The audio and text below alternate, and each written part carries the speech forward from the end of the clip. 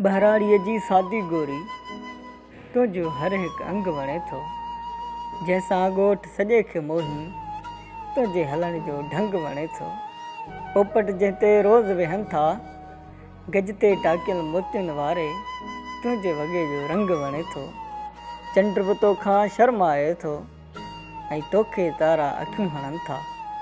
ॻोठ सॼे जा रोड ऐं रस्ता तुंहिंजा हर हर पेर चुमनि था।